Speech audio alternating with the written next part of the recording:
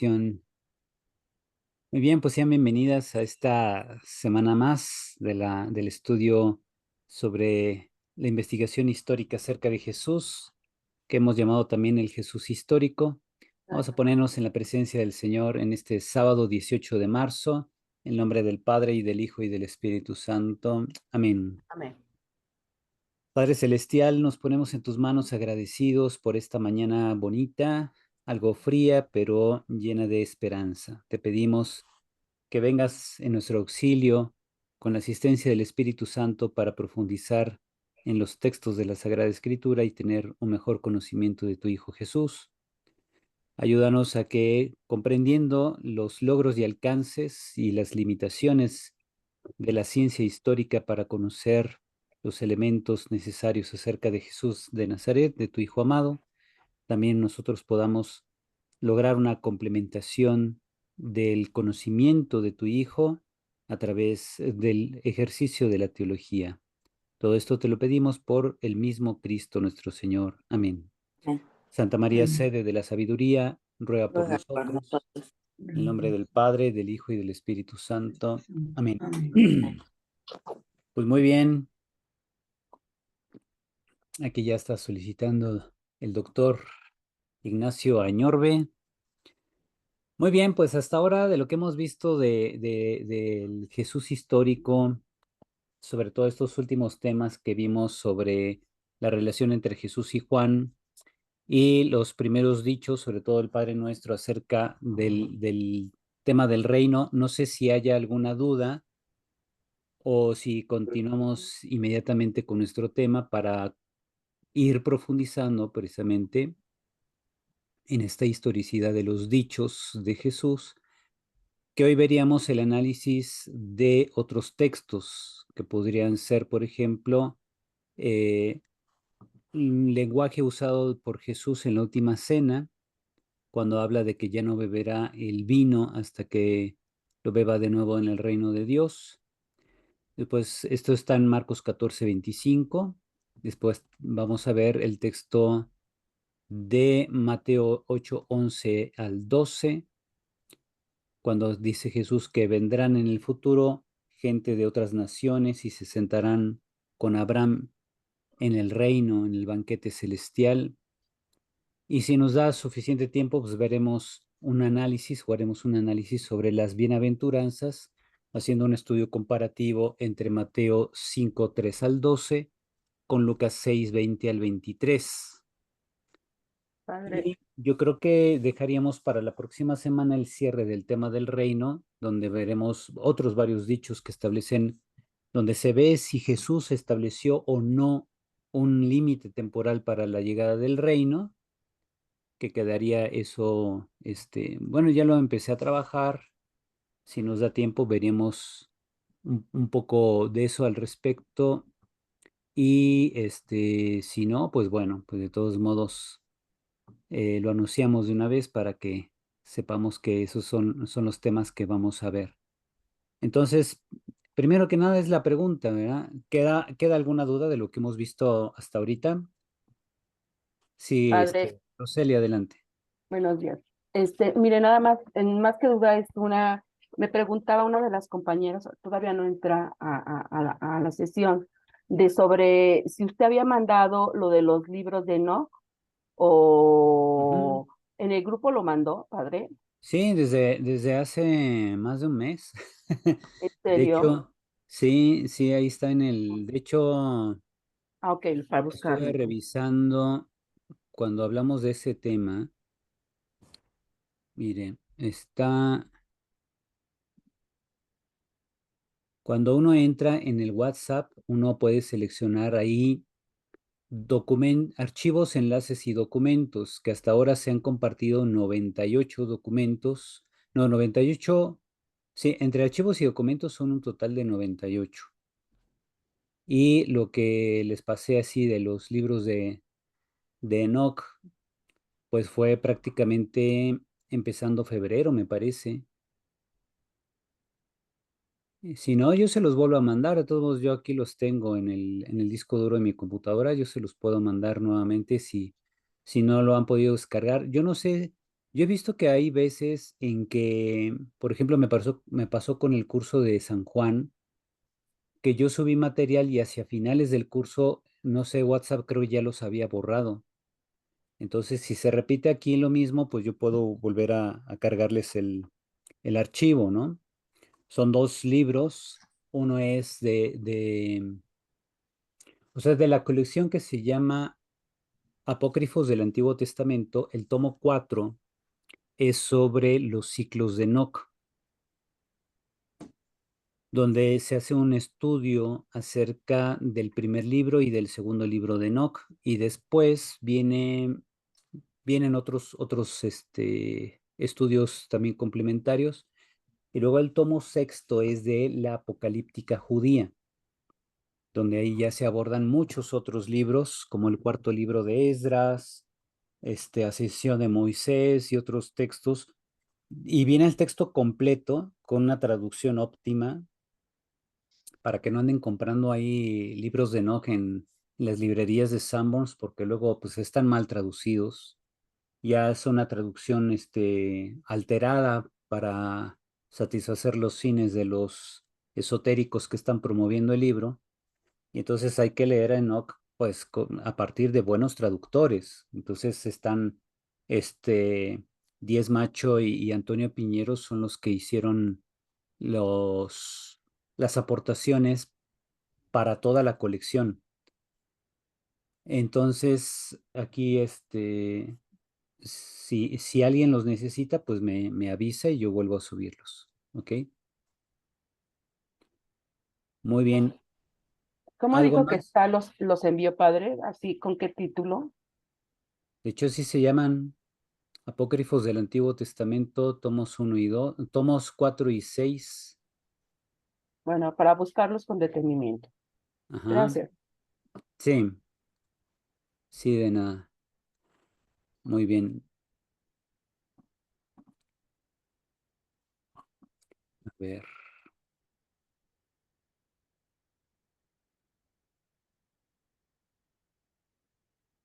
Miren, ahí por ejemplo, les reenvío el tomo 6, el curso de Jesús histórico. Ahí ya se subió. Luego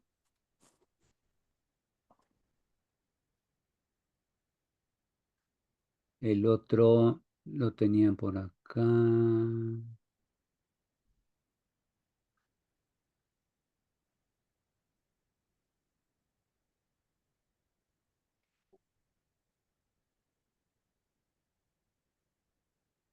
De lo malo es que no me los pone en orden alfabético.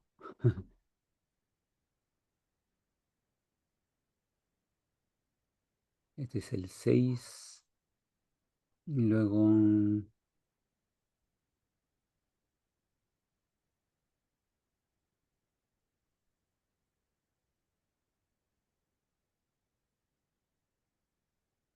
están estos.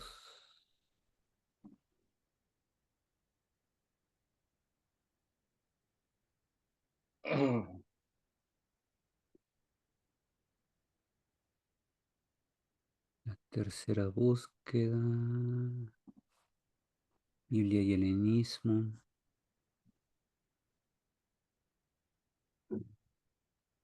Alejandro, está el tomo 2, el tomo 3.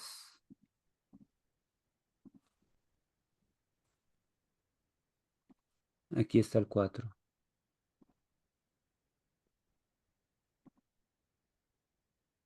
El tomo 4 es de 21 megabytes. A lo mejor tarda un poquito más en descargarse, pero ya lo estoy subiendo para que lo tengan todos.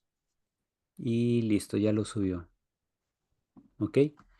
Muy bien, entonces, les decía la importancia del libro de No, como hemos visto, es que va tocando algunos temas, no habla directamente del reino de Dios, pero sí vienen muchos elementos que eran profundamente queridos, respetados por comunidades cristianas primitivas. De hecho, cuando se hace el estudio de las cartas de la segunda de Pedro y la carta de Judas, hacen mención de contenidos del primer libro de Enoc. Y parece que estos autores, eh, que no sabemos quiénes fueron, ¿verdad? Porque de la carta de Judas no es Judas el otro Judas, porque ya ven que era Judas Iscariote y había otro Judas. Entonces al principio se creía que era precisamente el otro Judas, pero parece que es más bien pudo haber sido quizá Judas Barsabás, del que se menciona en Hechos de los Apóstoles capítulo 15, que era tenido por un profeta del cristianismo, pues, del movimiento de Jesús. ¿Y Y, Judas pero, Tadeo, padre?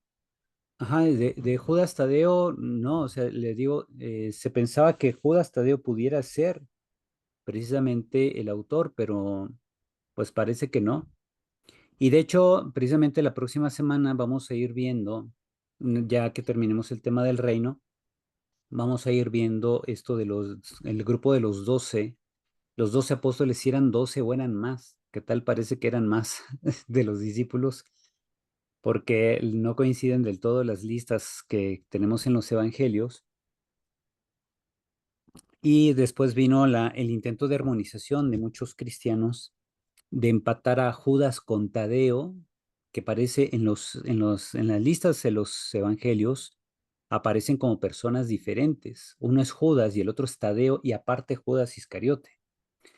Y luego también, por ejemplo, Leví y Mateo parecen ser personas diferentes. Y otros más, Bartolomé y Natanael, parece que son personas diferentes.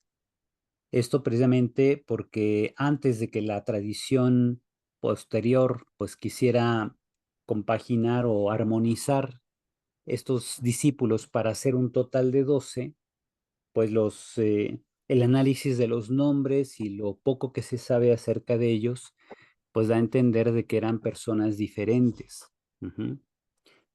Al menos, por ejemplo, que también hemos visto que los autores de los evangelios no eran los que pensábamos, ¿verdad? Que el tal Mateo no era uno de los 12 discípulos, ni Leví ni Mateo, sino que el autor del evangelio de Mateo debió ser con toda seguridad un escriba judío que se convirtió en seguidor de Jesús, y entonces ya esto es en época tardía, ¿no? No es alguien que convivió con Jesús, sino alguien que recogió pues el material tradicional acerca de Jesús, sobre todo el Evangelio de San Marcos, algunas fuentes que son propias del Evangelio de Mateo, y probablemente la fuente Q en caso de que haya existido, y entonces de ahí tomó todos los elementos para hacer su propia edición del Evangelio, dándole un perfil a Jesús de un nuevo Moisés, un maestro de las naciones, enfatizando elementos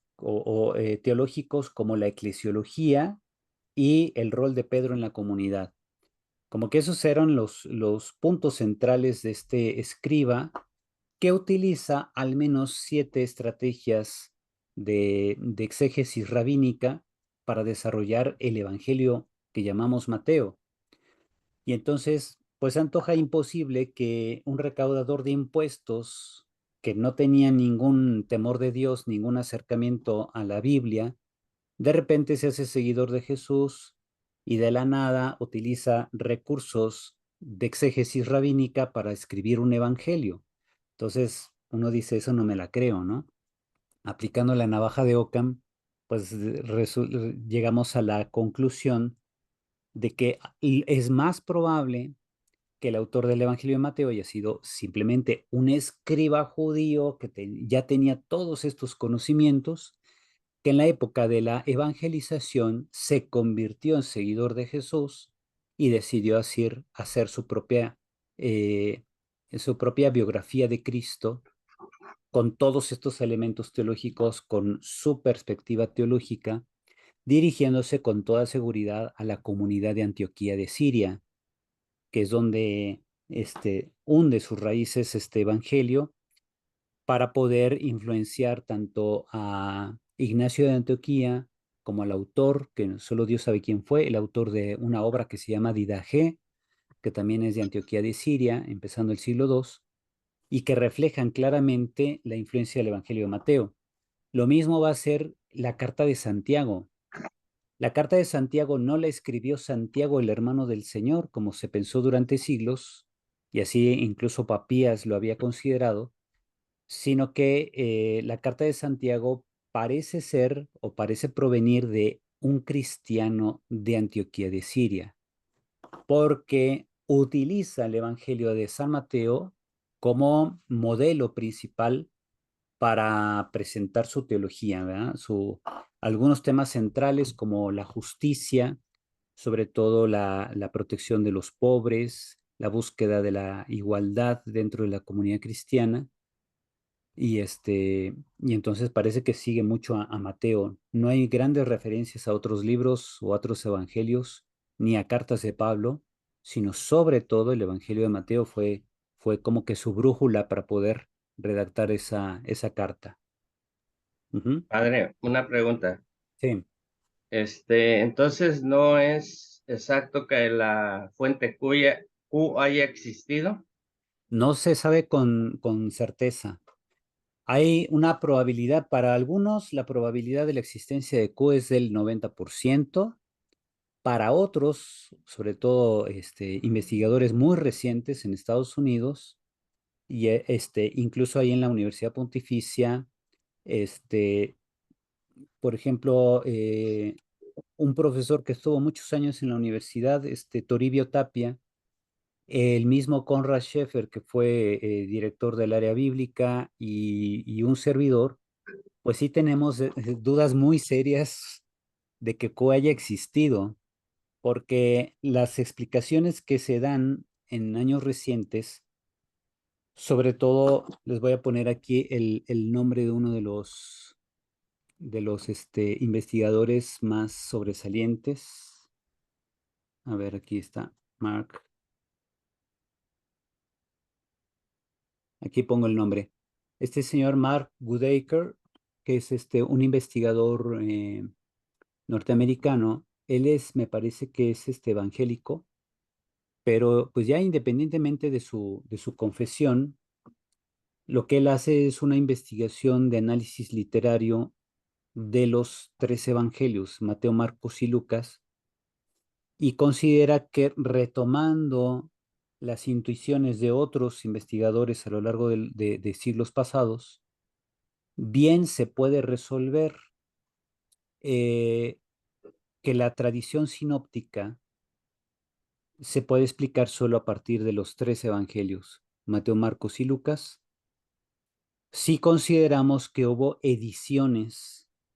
Por ejemplo, siempre se ha creído que Mateo o bien escribió en arameo originalmente o escribió en griego, pero él era de origen judío, entonces se reflejan muchos aramaísmos en su texto, porque como él piensa en arameo, cuando escribe en griego, arrastra ciertas formas de expresión propias del arameo, como cuando nosotros hablamos inglés, ¿vea? Por mucho que estudiemos inglés, si no vivimos en Estados Unidos y aún algunos viviendo en Estados Unidos o Canadá, siguen arrastrando, por ejemplo, modos de la construcción gramatical que llamamos sintaxis. La sintaxis española es la tenemos muy metida pues en nuestra estructura mental. Entonces, cuando queremos decir algo en inglés, generalmente nos basamos en nuestra propia sintaxis española y queremos traducir a veces palabra por palabra. Y eso significa que no hemos asimilado el idioma. Eso es el alemán, es imposible porque tiene otra sintaxis esos. Exacto. No Sí. puedo, ¿no? Entonces, necesariamente tiene uno que pensar con la estructura sintáctica del otro lenguaje para que las expresiones sean completamente inteligibles para alguien de lengua madre extranjera, ¿no? Y entonces, por eso es lo que hace que cueste trabajo un poco el aprender un idioma. No se trata solo del vocabulario, sino saber estructurar el lenguaje. Muy Padre, bien. una pregunta. Entonces, ¿es incorrecto decir que los destinatarios del Evangelio de San Mateo eran para judío-cristianos, por lo No, que comentaba la vez pasada. no, porque ahí en Antioquía de Siria, en el primer siglo, la mayoría de la gente que conformaba la comunidad de Antioquía de Siria eran de origen judío. La cosa cambia a finales del siglo II. Ya, por ejemplo, en tiempos de San Ireneo, tenemos noticias que en Antioquía de Siria la mayoría de los cristianos son antijudíos. Ahí se volteó la tortilla. En 100 años, la comunidad antioquena claramente se hizo antijudía. De hecho, la mayoría de los problemas que han tenido los cristianos con los judíos históricamente empezaron en Antioquía de Siria allá por el año 180, en época de cuando San Ireneo está escribiendo contra los herejes. En esa época hay un movimiento antijudío muy fuerte y de mucha influencia en Antioquía de Siria. Y eso pues llama mucho la atención porque 100 años atrás, pues Antioquía de Siria, casi todos los cristianos eran de origen judío. Y entonces por eso cuando Mateo les escribe el Evangelio, escribe con categorías judeocristianas. Esa era la estrategia de comunicación. Entonces se acomodó muy bien a su tiempo, pero pues lamentablemente las cosas cambiaron con el pasar de las décadas. Ajá. Muy bien, entonces pues vamos a comenzar entonces nuestro tema de hoy. Yo aquí les pongo en pantalla para continuar con lo que habíamos empezado a ver. Me parece que sí cerramos el tema pasado, ¿verdad? Que sí presentamos nuestras conclusiones. Si no, déjeme ver aquí porque luego puedo cometer el error de empezar un tema de cero sin haber revisado si pudimos Padre, me terminar. parece que faltaron algunas diapositivas todavía.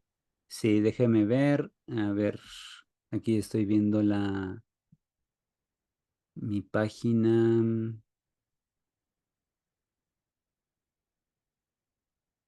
el 4 y O luego sea, el 11. concluimos bien lo del Padre Nuestro, lo de venga tu reino, y, eh, y hágase tu voluntad. Esa parte sí pasó. Ok, déjeme ver. Ese Estoy sí ya lo aquí. demás. Sí, estoy revisando el video de la semana pasada. Si venga tu reino, conclusiones preliminares. Sí, déjeme ver, porque parece, esa es la última diapositiva. Entonces déjeme revisar aquí. Vamos a pasarnos acá.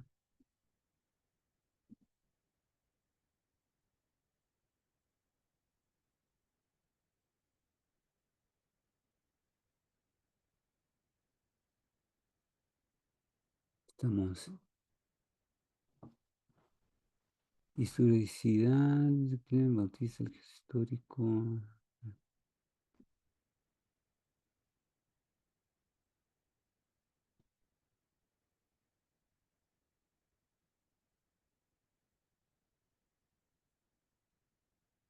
Bautista.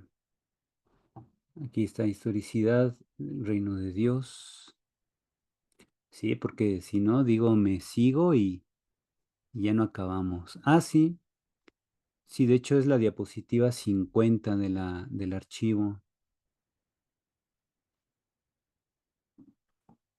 Exacto. Sí, es la última diapositiva. Muy bien, entonces si estábamos bien, vamos a comenzar entonces ahora con dentro del mismo estudio de esta historicidad de los dichos de Jesús sobre el reino. Ya vimos entonces lo de la última cena y ahora vamos a pasar a estos otros pasajes que es el beber el vino en el reino de Dios, en Mateo 14:25, en Marcos 14:25. Después el dicho de Jesús de que en el futuro, cuando venga el reino, se sentarán los paganos con Abraham en el reino y en cambio, pues los judíos que rechazan el evangelio quedarán fuera. Luego el tema del reino en las bienaventuranzas, este es un tema un poco largo, y si nos da tiempo veríamos esto de los varios dichos que establecen un límite temporal, que pues, son concretamente tres dichos de Jesús que podemos empezar a analizar. Muy bien, entonces empezamos con el primero, sobre beber vino en el reino de Dios. Aquí lo tengo, vamos a ponerlo así en grande. Tenemos el texto griego y el texto en español. Amen lego himin hotiu ketiu me pio ectu genematos te sampelu geostes gemeras ekeines jotan auto pino kainon en te basileia tu ceu. Yo les aseguro que ya no beberé del producto de la vid hasta el día en que lo beba de nuevo en el reino de Dios.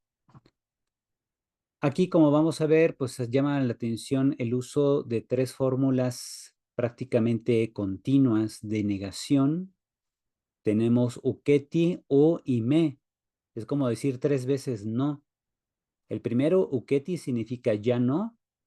Y luego tenemos la negación u y la negación me.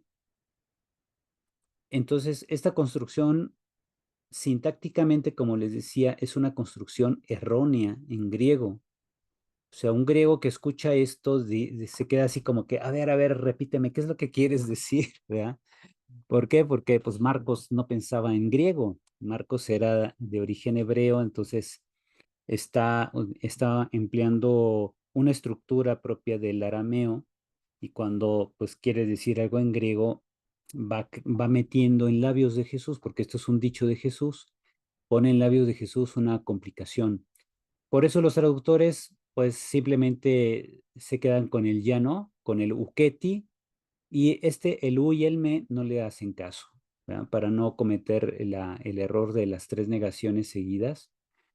Y ponen en las traducciones, en verdad les digo que ya no beberé el producto de la vid hasta el día en que lo beba de nuevo en el reino de Dios. Muy bien, entonces por la aplicación de testimonio múltiple y de coherencia, podemos afirmar que Jesús sí tuvo una cena con sus discípulos antes de ser arrestado, antes de ser aprehendido en el huerto de los olivos. Los datos analizados por estos criterios históricos nos permiten concluir que dicha cena tuvo un carácter de despedida, pues Jesús intuía que sería entregado en manos de las autoridades religiosas de Jerusalén, quienes ya habían expresado previamente su deseo de acabar con él. Entonces, como decimos en mexicano, Jesús ya se la solía. Y como que estando en el contexto de las fiestas de Pascua, que estaban por empezar, pues Jesús sabía que estaba al alcance de las autoridades religiosas y que ellos iban a aprovechar la oportunidad para aprenderlo. El testimonio múltiple sobre la cena lo encontramos en Marcos 14, en Juan capítulos 13 al 17 y en 1 Corintios 11, 23, que incluso es el texto más antiguo que reporta la última cena.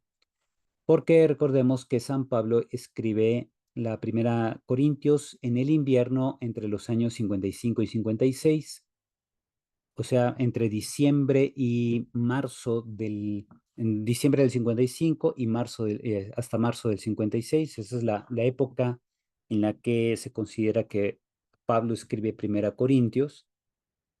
Y ahí es donde él menciona en el capítulo 11 la última cena. Relata incluso las palabras de Jesús sobre el pan y el vino, dando una síntesis del contexto en que Jesús realiza la cena. Y después nos llega también una posible tradición independiente en Lucas 22, donde Lucas reafirma o es el único evangelista y el único relator de la última cena que le da un carácter explícitamente pascual a la cena de Jesús, siendo que Pablo y los evangelios sinópticos no decían abiertamente que era una cena de Pascua adelantada, más bien la presentan como una cena de despedida. La muestra de que no era una cena de Pascua era que no había cordero porque los corderos no habían sido sacrificados todavía en el templo. Los judíos entonces llevaban su corderito para la cena, lo llevaban al templo, era sacrificado, después ya se lo llevaban a su casa y ese era el cordero que cenaban en la cena de Pascua. Si Jesús no cena cordero con sus discípulos, puede ser dos cosas. Si eso ocurrió históricamente es porque no habían sacrificado los corderos, Simplemente no hay una razón teológica, simplemente Jesús cenó con sus discípulos y no comieron cordero porque todavía no habían sido sacrificados. O bien, si la cena, como dice Lucas, tenía un contexto estrictamente pascual, de todos modos no hay un cordero porque no han sido sacrificados, pero entonces Jesús es el que aparece como el sustituto del cordero pascual. Y entonces Jesús es el cordero que está en la cena y por eso Él se da como alimento a todos. Entonces, podría ser que Lucas 22 esté basado en una tradición independiente que hace alusión a ciertos detalles de palabras de Jesús y este contexto de que se trata de una cena de Pascua. Entonces, el que existan estas tradiciones diversas sobre un mismo acontecimiento nos permite aceptar la historicidad de la cena como tal. O sea, hubo una cena, Jesús con sus discípulos. eh, Vamos a ver algunos elementos característicos de esta cena. El testimonio independiente ofrecido por San Pablo tiene especial importancia. Como le decía, él escribió entre 55 y 56 en el invierno su carta, unos 25 años después de la cena de Jesús con sus discípulos. El apóstol San Pablo insiste en que él ha transmitido a los corintios la tradición sobre la cena tal y como él la recibió cuando fue instruido en la fe. Y dice la expresión, porque recibí del Señor lo que a mi vez he transmitido a ustedes. Esto lo encontramos precisamente en el dicho de 11:23. Aquí está en 11:23. Aquí como luego le voy dictando a la computadora, me puso tali en lugar de tal y. Muy bien, entonces, San Pablo especifica que las palabras sobre el pan y el vino dichas por Jesús son las mismas que pronunció Jesús la noche en que iba a ser entregado. Esto coincide con la cronología de los 4 evangelios. La presencia del pan sugiere y nos dice que el contexto fue una comida. Luego Pablo lo confirma cuando menciona la copa de vino, cuando dice, asimismo después de cenar tomó la copa. Ahora, eso del vino es importante ya que no era habitual beber vino en las comidas ordinarias de los judíos. Eso significa que la cena en cuestión fue de importancia para Jesús y la realizó con solemnidad, por eso se usaba vino. Jesús no era italiano, ni los discípulos que toman con vino todos los días la comida. Aquí más bien, pues, el vino solo se usaba en solemnidades. Y eso sirvió de contexto para comunicar una participación en la salvación escatológica. ¿Se acuerdan cuando vimos la relación de Jesús con Juan el Bautista? Ambos eran profetas escatológicos. Primero Jesús se hace seguidor de Juan y después, como vemos en los evangelios, independientemente si Jesús llegó a bautizar o no, como reporta Juan, el Evangelio de San Juan, no obstante, sí encontramos en la aplicación de todos los criterios de historicidad que la predicación de Jesús tuvo un claro tinte escatológico y además metió elementos apocalípticos, entre otros, también hay elementos proféticos, elementos sapienciales, etcétera, ¿verdad? Bien, entonces, la cena del Señor no es un acontecimiento aislado. Es posteriormente reconocida como la última de una serie de comidas que simbolizan el festín final en el reino de Dios. Le llamamos última cena porque claramente Jesús dice que ya no beberá el vino hasta que venga en el reino. Y eso da a entender que esa cena es la última que tendrá Jesús con sus discípulos, al menos la última cena de fiesta o de una ocasión solemne. Por eso no extrañaba que Jesús celebrara con sus discípulos esta cena y le diese un carácter especial, simbólico, ni que conectase la cena con el reino de Dios que iba a venir. Entonces, no extraña esto.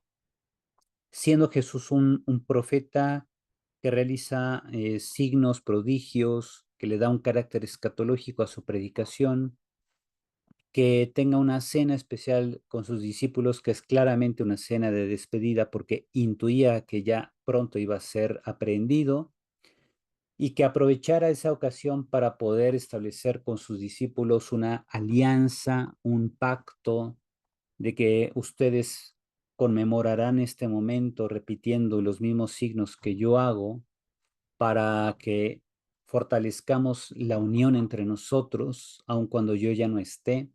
Como que esa era la idea, ¿no? Eso era característico de algunas personas que tenían esta perspectiva escatológica y además una visión apocalíptica de la historia. Al decir Jesús que no volverá a beber del vino dentro de la cena especial hasta que lo haga en el reino de Dios, muestra su conciencia de que es la última de sus cenas en vida. Por eso este dicho siempre estuvo conectado con el relato de la cena. Estas palabras tienen eco en Lucas 22:18, que dice: porque os digo que a partir de este momento no beberé del producto de la vid hasta que llegue el reino de Dios, que podría venir de una tradición independiente a Marcos 14:25, aunque también podría ser labor redaccional lucana basado en el relato de Marcos. ¿Quién se acuerda qué es eso de la labor redaccional? Porque aquí lo vamos a usar muchísimo. ¿Verdad? ¿Qué es la labor redaccional de un evangelista? A ver, ya hemos tocado esto, pero como es una expresión que voy a usar mucho hoy, sí necesito Este, ver que le entiendan lo que estoy diciendo. ese estilo propio. ¿Tiene parte? Ajá. Entonces, fíjense, la cuestión es esta. Hay dos disciplinas del llamado método histórico crítico que son complementarias. Una es el estudio crítico de la historia de las tradiciones. Estudio crítico significa un estudio con criterios científicos acerca de las tradiciones orales y escritas que pudieron recibir los evangelistas para elaborar sus evangelios. Y entonces, la finalidad de esa disciplina es lograr reconstruir lo más posible cómo eran esas tradiciones orales y escritas antes de que los evangelistas las usaran para redactar los evangelios. ¿Ok? Es una disciplina muy difícil porque, pues sí, tiene mucho de lo que hemos visto hasta ahora, manejo de probabilidades.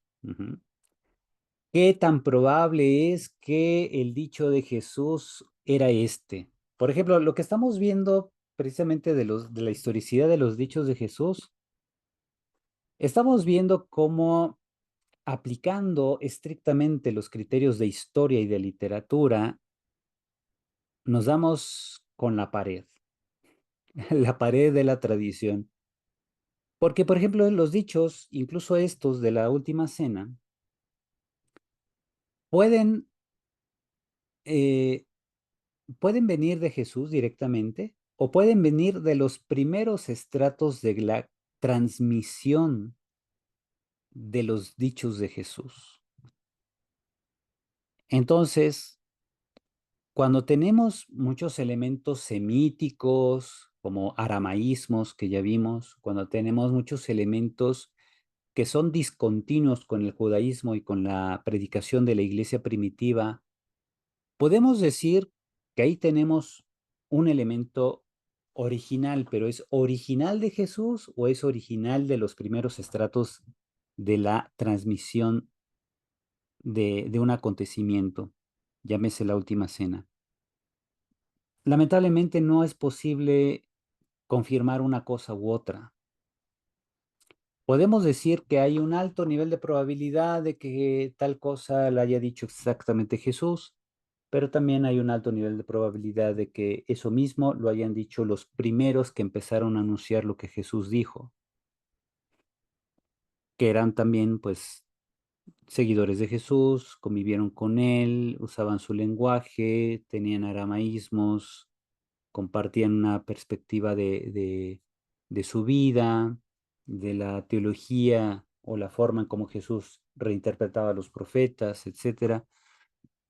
Y entonces está muy canijo, ¿no? O sea, por eso este capítulo sobre la historicidad de los dichos de Jesús, pues nos va a llevar, ahora sí, como dice Meyer, nos va a dar todos los elementos para que finalmente hagamos prácticamente un acto de fe, de decir, esto vino de Jesús o esto vino de los primeros predicadores. No hay forma de cómo distinguir una cosa de otra, porque precisamente esos primeros estratos de redacción o de predicación eran orales. Esas primeras tradiciones debieron ser orales y lamentablemente no tenemos cómo distinguirlas de lo que Jesús haya podido decir históricamente.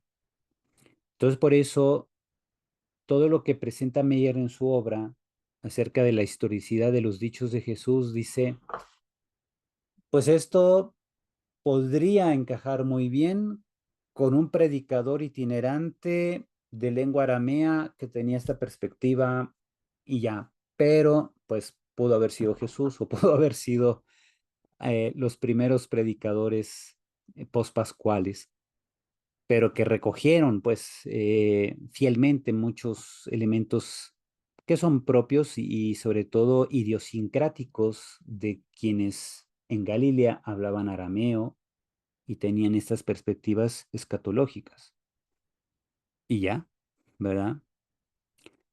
Ahora bien, pues lo que vamos a ver hoy es tratar lo más posible de reconstruir cómo pudieron haber sido las frases que originalmente dijo Jesús y que después los evangelistas, tras recogerlas a través de décadas de transmisión en la tradición oral o en pequeños escritos que quizá existieron por ahí, incluida la fuente Q, que es una que pudo haber sido, en caso de haber existido, era una fuente de dichos, y que después viene la segunda disciplina que complementa a la investigación crítica de las tradiciones, que se llama la investigación o el estudio crítico, es decir, con criterios científicos, que nos lleva a descubrir la redacción propia de cada evangelista. Por eso se llama crítica de la redacción. Una es crítica de las tradiciones, es la investigación con criterios científicos para reconstruir las tradiciones que llegaron a los evangelistas. Y otra cosa es la investigación con criterios científicos para reconstruir la forma como cada evangelista elaboró o modificó las tradiciones recibidas y lo plasmó así en su redacción. Como les decía, el típico ejemplo, la confesión de fe de Pedro. Marco nos presenta una confesión muy escueta. Cuando pregunta a Jesús, ¿quién soy para ustedes? Responde Simón Pedro, tú eres el Mesías. Hasta ahí. En cambio, en Mateo, la respuesta de Pedro tiene un añadido. Tú eres el Mesías, el Hijo de Dios vivo, o del Dios vivo, o del Dios viviente, según lo haya traducido nuestro traductor al español, de la Biblia que ustedes tengan. ¿Ok? Entonces, ¿qué encontramos? Que la confesión de fe de Pedro en Mateo tiene una segunda parte que es claramente una confesión cristiana o cristológica que no está en Marcos. Entonces, ese añadido que está en el Evangelio de Mateo es una labor redaccional de Mateo. Es decir, ahí le puso crema a los tacos. Dicho en mexicano, ¿verdad? Enriqueció la confesión de fe de Pedro en Marcos, que es la tradición original, y Mateo la modifica añadiendo un elemento cristológico propio de las comunidades primitivas de finales del siglo I, donde ella dice, tú eres el Hijo del Dios vivo, ¿verdad? Y luego viene la respuesta de Jesús. En Marcos, Jesús simplemente ordena a los discípulos que no digan nada a nadie, y en Mateo, Jesús hace un largo encomio de Pedro, ¿no? pues, un elogio a la respuesta que él ha dado. Dichoso tú, Simón, hijo de Juan, porque esto no te lo he revelado, ni la carne ni la sangre, sino mi Padre que está en los cielos, y tú eres Pedro, y sobre esta piedra edificaré mi iglesia. Y son varios versículos que Mateo agrega a esa tradición de Marcos, y eso también es labor redaccional. Entonces, la labor redaccional, ¿qué es? Es la modificación que cada evangelista hace a una tradición recibida. Ujú.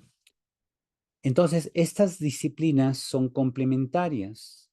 Rudolf Bullmann, del que ya hemos hablado varias veces, solo llegó a plantear la primera, la crítica de las tradiciones, pero sus discípulos agregaron la crítica de la redacción. Porque el problema era que Bullmann, como se había quedado solo con la crítica de las tradiciones, decía, los evangelistas solo fueron compiladores de tradiciones que recibieron sobre Jesús y las acomodaron a las necesidades de sus destinatarios. En cambio, los que proponen la crítica de la redacción dicen, lo que dice el maestro Bullmann en parte es cierto. Los evangelistas utilizaron o compilaron la información de tradiciones, la adaptaron a las realidades y necesidades de sus comunidades destinatarias, pero además le dieron su estilo teológico. Ajá.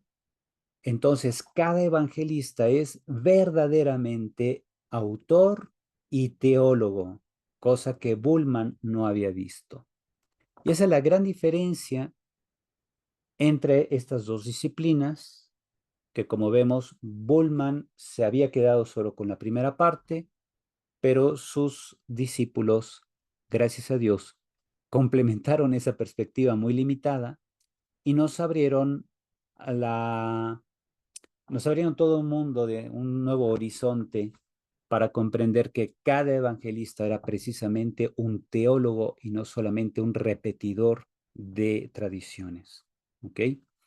Y esto es lo que se está viendo precisamente en la necesidad de reconstruir estos pasajes. Empezamos aquí con el de la última cena.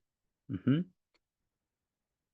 Bien, entonces, les decía, el dicho de Lucas 22:18 podría ser una tradición independiente a Marcos 14:25, aunque también podría ser una labor redaccional lucana basada en Marcos. Es decir, pudo ser que Lucas siguiera a Marcos 14:25, que como vimos lo tenemos acá arriba.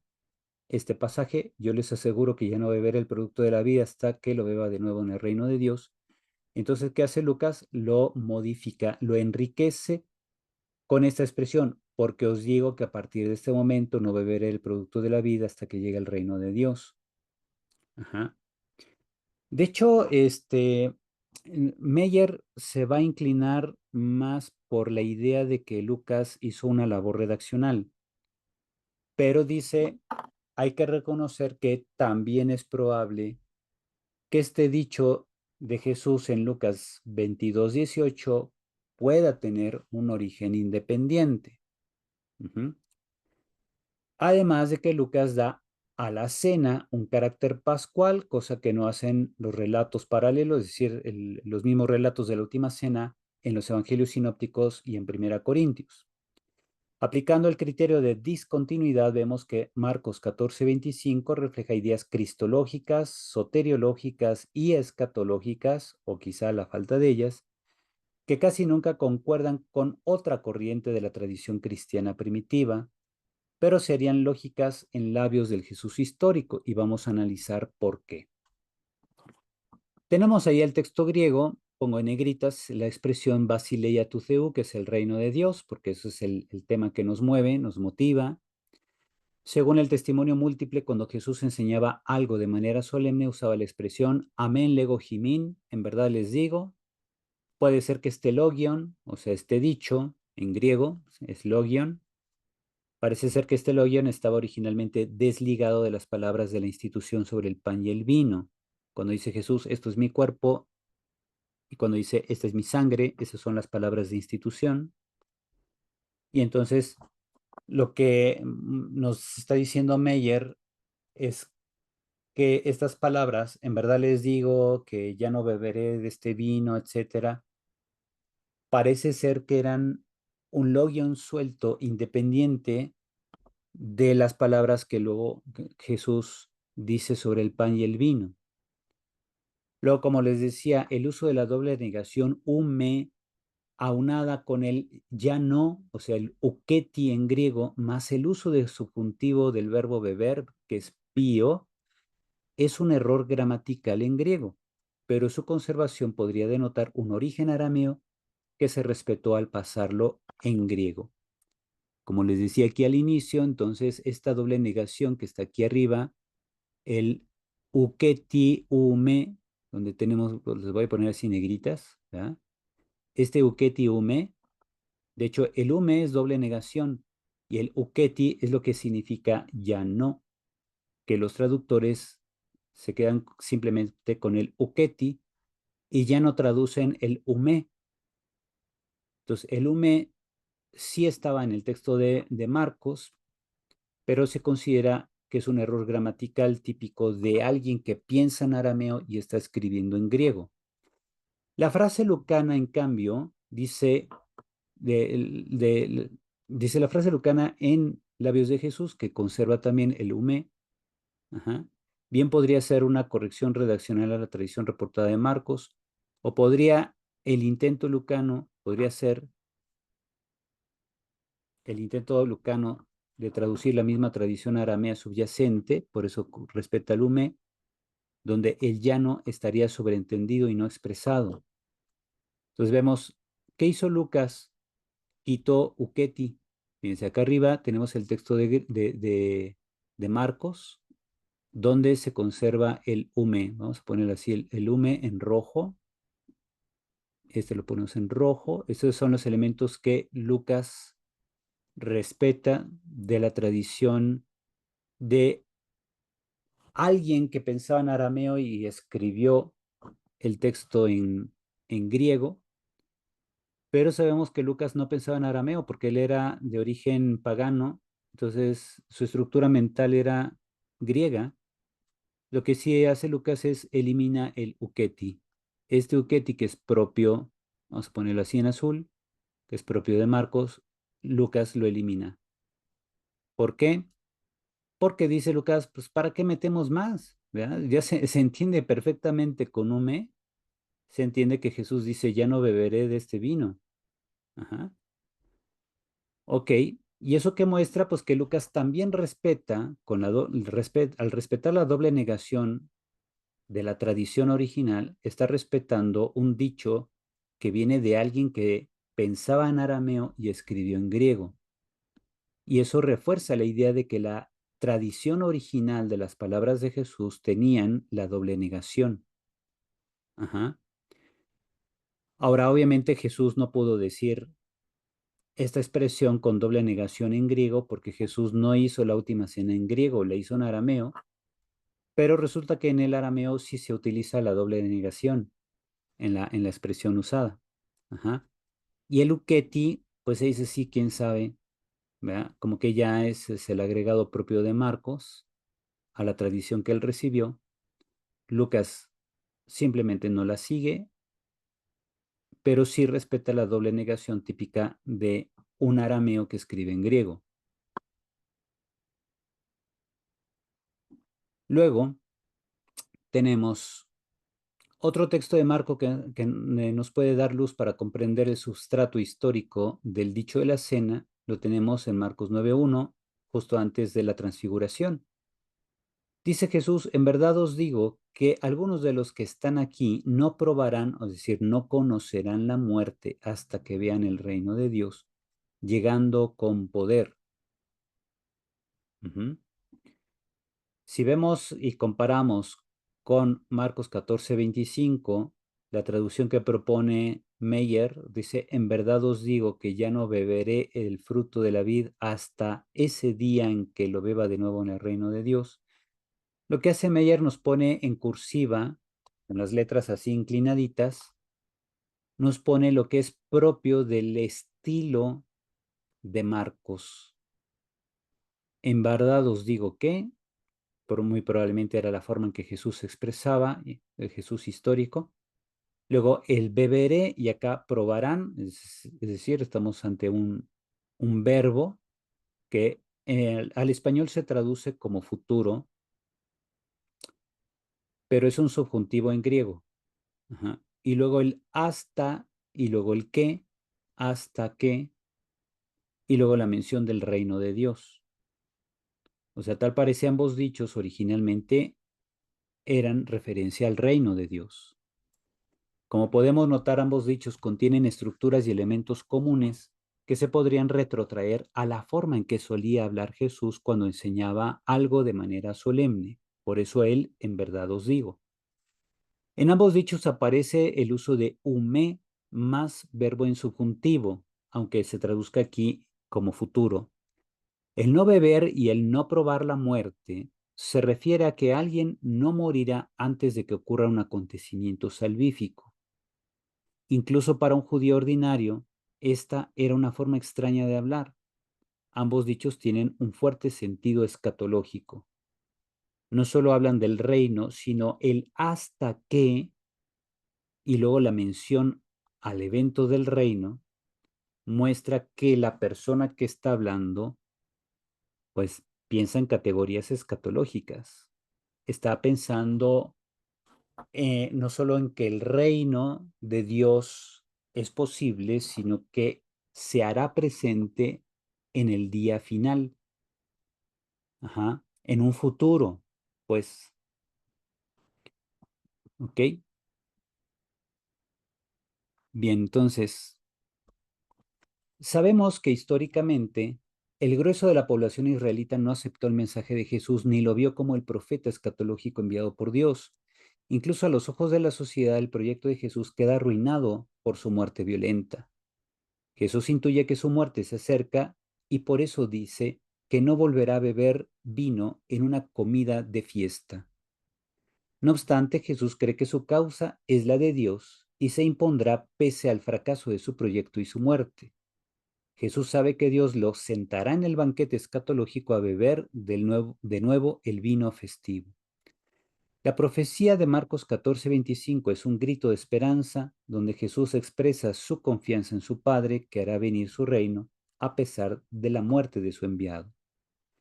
Lo central para Jesús no es el mismo, sino el triunfo de Dios cuando venga a reinar sobre su creación y su pueblo rebeldes. Por esto, lo central para Jesús es el reino de Dios. Esto nos da pie a comprender que el pasaje de Marcos 14:25 pasa el criterio de discontinuidad con respecto a las ideas cristológicas, soteriológicas y escatológicas de la iglesia primitiva.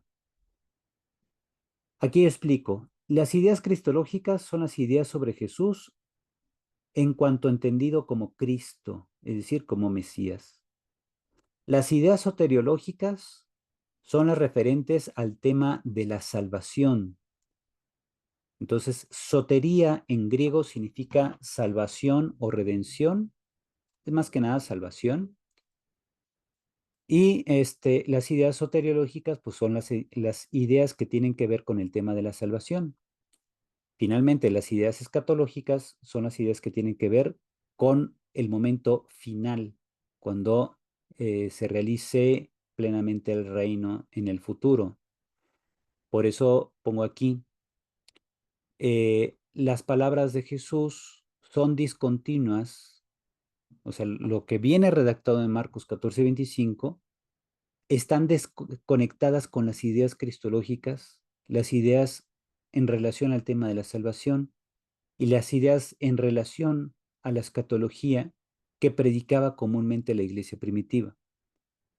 La razón es porque en lo concerniente a la cristología y la soteriología no hay en este dicho mención alguna de título ni de papel asignado a Jesús en el triunfo del reino. Las palabras de Jesús reflejan la conciencia de que toda salvación viene de Dios, no de Él. O sea, Jesús no se presenta como Salvador. Simplemente dice, beberé del vino cuando venga ese reino. Tampoco se habla de una relación entre la muerte de Jesús y la llegada del reino, ni se deja entrever la resurrección, la exaltación o la parusía del Señor en el futuro. Las palabras de este dicho son independientes de aquellos temas escatológicos. Este logion pareciera contradecir las expectativas cristianas de sus seguidores en época pospascual, ya que, en palabras del mismo Jesús, él parece que será un redimido más como efecto de la llegada del reino de Dios.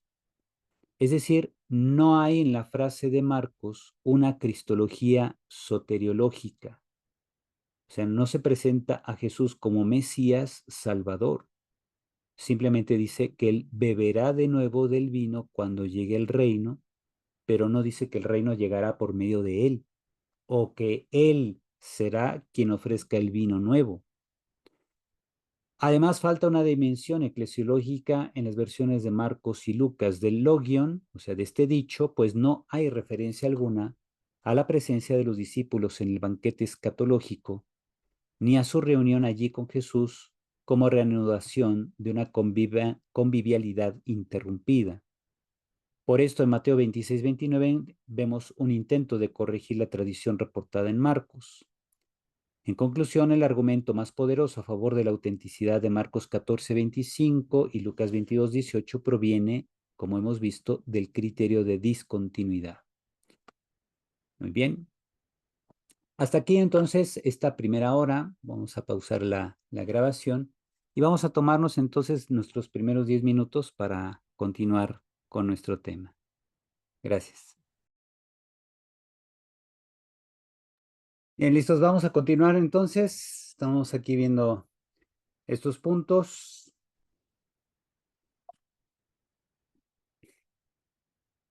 Bien, entonces, hasta aquí, ¿hay alguna duda sobre esta aplicación del criterio de discontinuidad?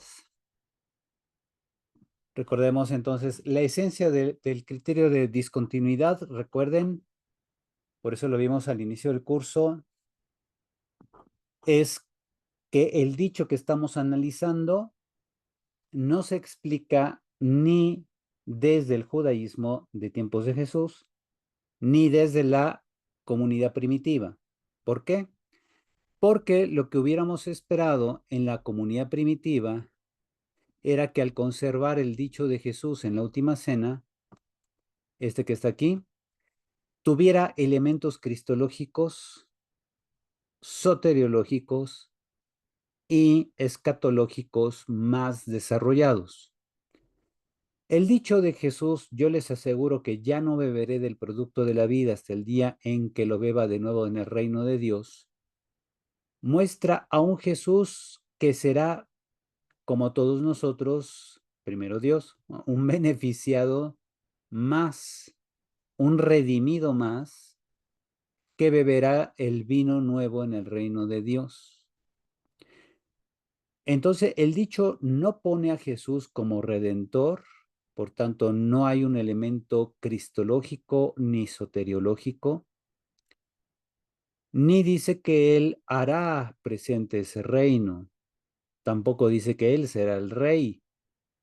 Entonces, no hay un elemento escatológico referente a Jesús como aquel que será el centro o estará en el centro de la mesa del banquete del reino.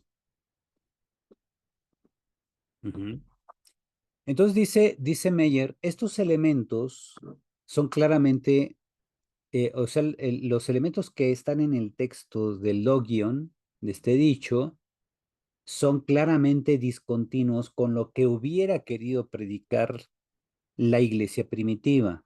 Y de hecho la iglesia primitiva pues predica a un Jesús que es el Mesías, el que realiza el reino, el que hace presente el reino, el que vendrá al final de la historia a establecer el banquete de Dios, que él será el centro de este banquete, etcétera. Y entonces, si este dicho viniera o fuera invención de la iglesia primitiva, tendría todos esos elementos. Tendría el elemento cristológico, tendría el elemento soteriológico y el elemento escatológico. Y no tiene ninguno de los tres.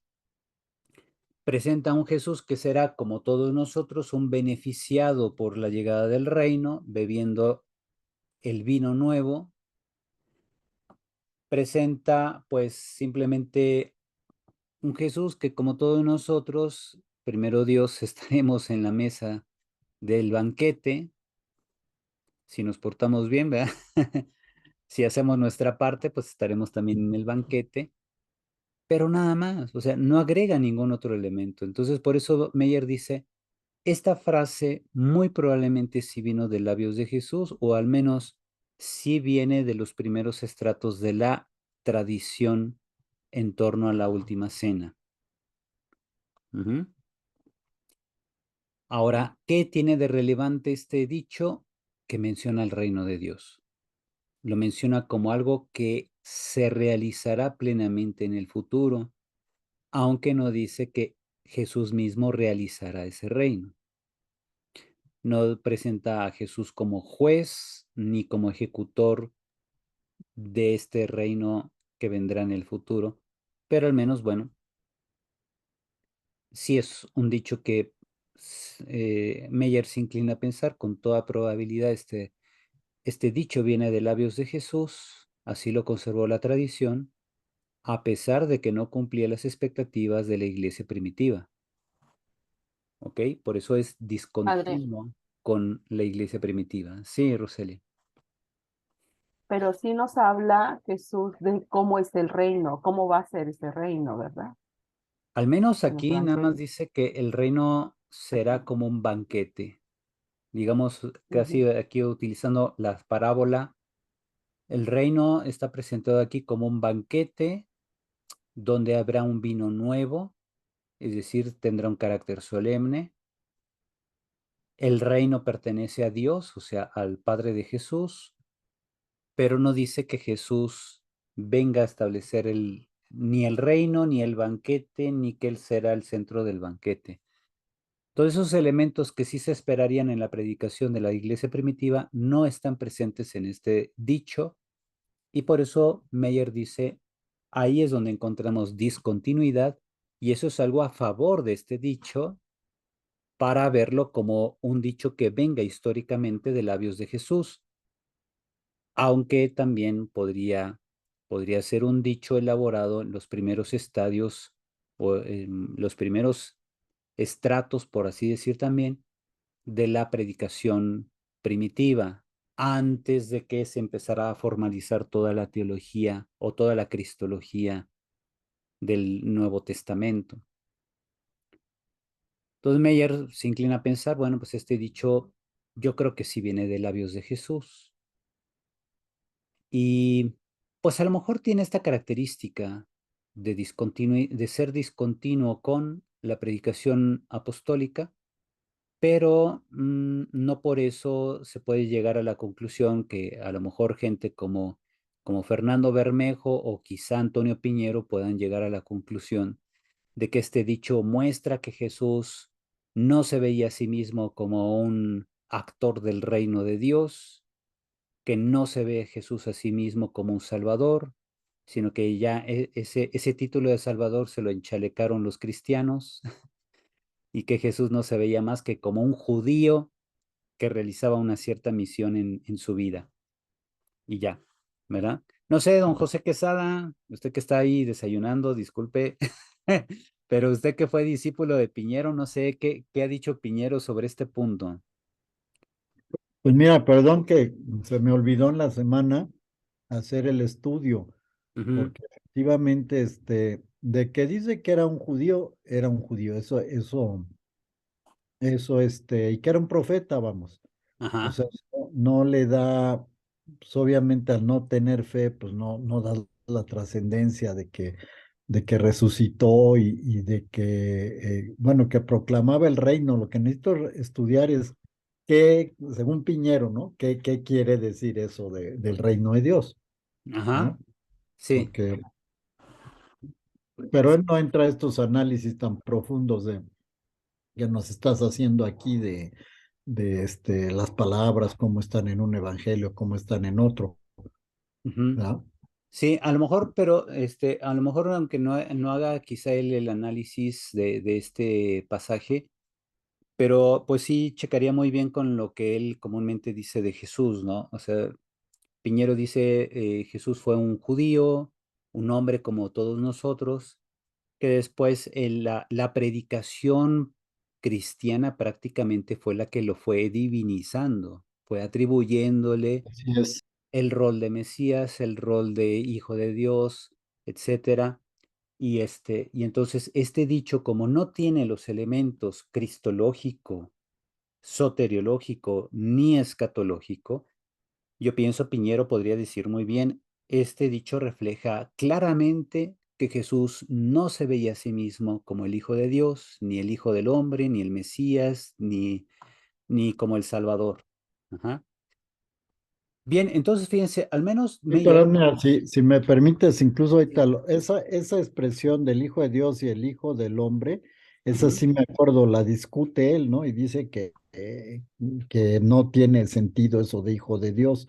¿Te acuerdas que vimos que si se usaba también como un término común, ¿no? O sea, decir ujú, Hijo del Hombre, Hijo del entonces, Hombre. este, él se inclina por ese tipo de interpretación, ¿no? Ajá.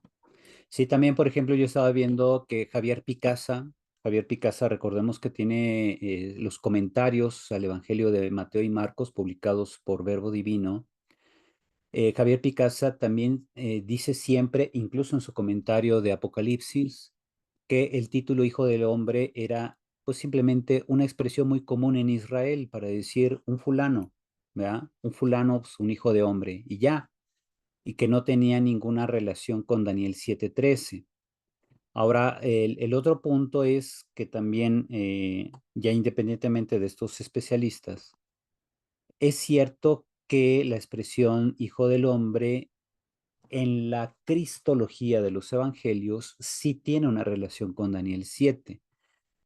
El punto de diferenciación aquí sería entonces que gente como Piñero, Fernando Bermejo y otros, sobre todo estos especialistas de la llamada exégesis secular, al margen de toda confesión cristiana, consideran que los evangelistas son, entre otros cristianos, son los que divinizan a Jesús. Ajá. No es como dice Dan Brown, autor del Código Da Vinci, que la divinización de Jesús vino por decreto del emperador Constantino. Eso es completamente absurdo porque no, o sea, los evangelios ya tienen siglos escritos, la tradición cristiana ya tiene siglos antes de Constantino, y entonces no es por decreto de un emperador que se considera a Jesús como divino, sino que ya los evangelios nos lo están diciendo. La cosa es que la exégesis secular, la exégesis al margen de toda fe, dice que los evangelistas y las comunidades cristianas primitivas se encargaron de divinizar a Jesús, que no era más que un judío que esperaba la llegada del reino. Ese es el punto que hay que tener aquí en cuenta. Muy bien, gracias, don José. Sí, Dolores tiene una pregunta, adelante. Sí, buenos días a todos. El mismo Piñero menciona que en muy pocos textos del Nuevo Testamento los autores mencionan que Jesús era Dios, pero Jesús mismo, ¿cuándo supo que era Dios? O sea, Ujú, yo me he hecho esta pregunta y la he hecho a algunos sacerdotes, no me la han podido, no me la han sabido contestar. ¿Cuándo Jesús sabe que es Dios? Porque ujú. algunos dicen, he leído que pues desde el vientre, ¿no? Que pues, como Dios, pues él sabe que es Dios, pero como durante su vida terrena, ¿cuándo él se da cuenta, cuándo sabe que él es Dios? Sí, mire, aquí precisamente estamos, siempre la pregunta es muy, muy buena, muy inteligente, es muy abierta.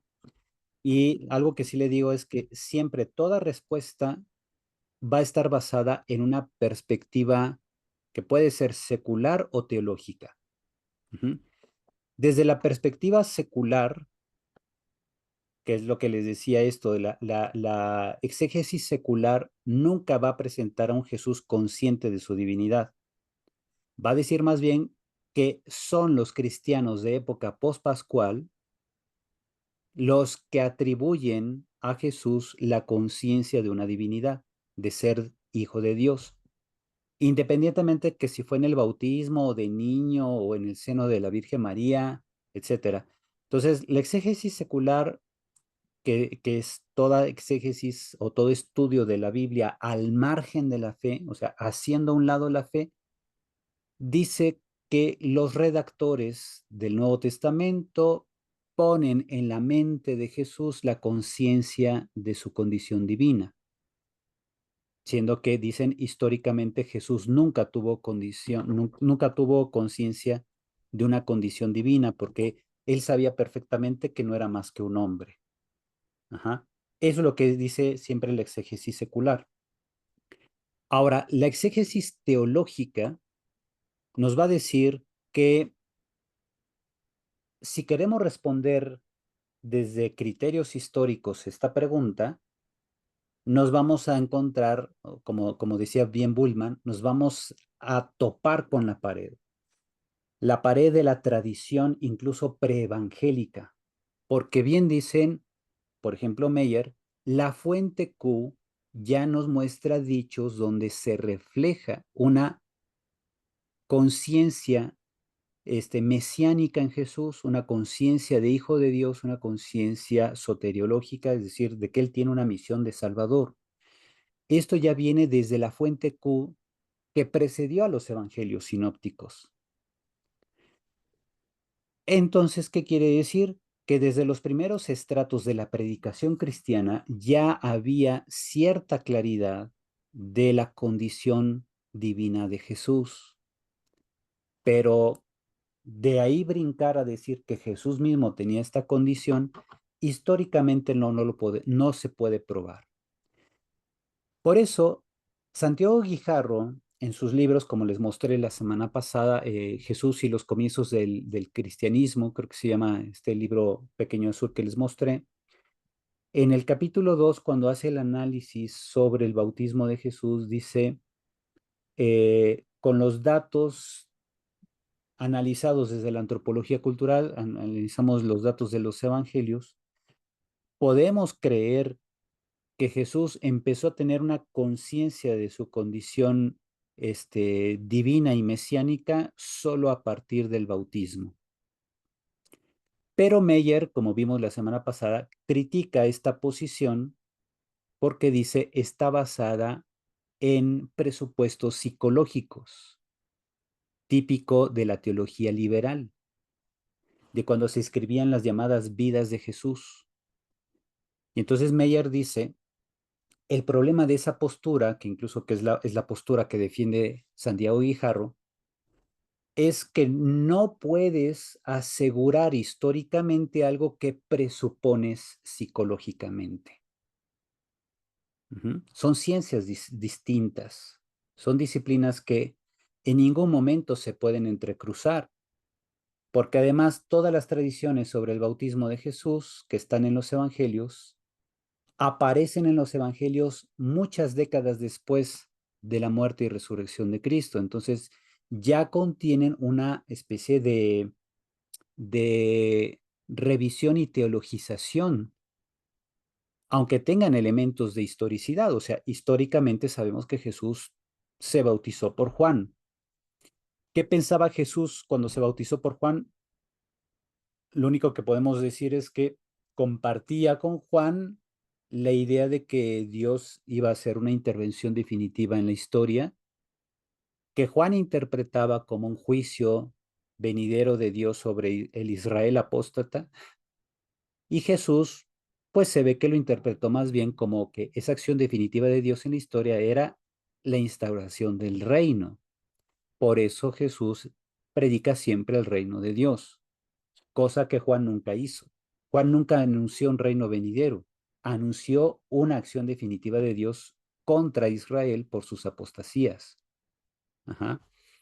Y por eso, si hay una conexión entre Jesús y Juan, pero también hay una clara perspectiva diferente. O sea, Jesús, al predicar un reino que se hace presente, un reino de Dios que se hace presente, ya se separa completamente de la predicación del Bautista, que anunciaba más bien un juicio tajante y duro de Dios comparado a un hacha que está ya preparada junto a un árbol, ¿ok? Y entonces, por eso, históricamente, con los criterios de historia, no podemos nosotros dar una confirmación teológica sobre la conciencia de Jesús de cuándo empezó a tener una claridad de su condición divina. Porque se fija, cuando lanzamos la pregunta, a partir de cuándo Jesús tuvo conciencia de su condición divina, la pregunta es histórica. Estamos preguntando por algo histórico. Pues Meyer nos dice, no se puede responder desde criterios de historia. Necesariamente, Padre, necesariamente, perdón, nada más termino, sí, necesariamente tenemos que referir a elementos teológicos para tratar de responder la pregunta, porque históricamente no tenemos claridad siquiera si Jesús, por ejemplo, habló de sí mismo como ser el Hijo de Dios, o bien si por ejemplo, sí podemos retrotraer ciertas tradiciones de predicaciones de Jesús a que él tenía una conciencia de ser un intermediario del reino,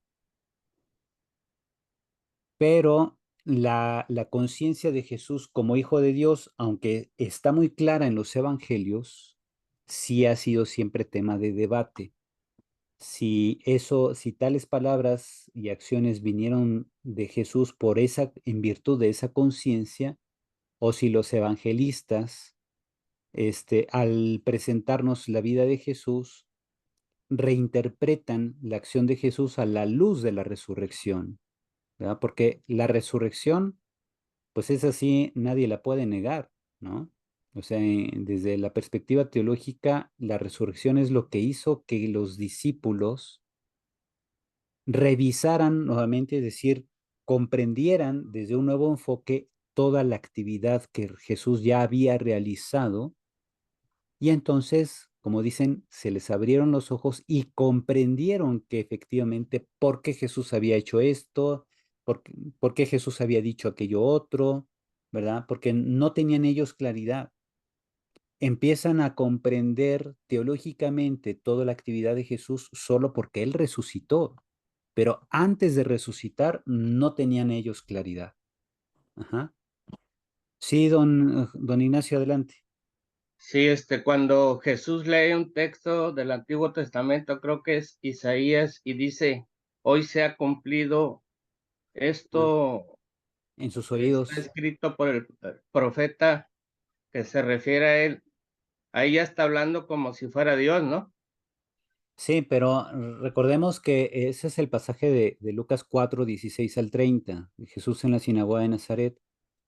El relato que nos está presentando Lucas tiene un carácter, digamos, introductorio a lo que Jesús va a realizar a lo largo del Evangelio lucano. Por eso Lucas pone a Jesús leyendo un pasaje de Isaías, que de hecho no es un solo pasaje, son al menos dos o tres pasajes de Isaías que deliberadamente Lucas unifica en la lectura que hace Jesús, porque están en distintos momentos del Evangelio, perdón, del texto de Isaías. Algunas palabras hacen referencia, me parece, a Isaías 53 y otras a Isaías 60, 1, 2, versículos 1 y 2.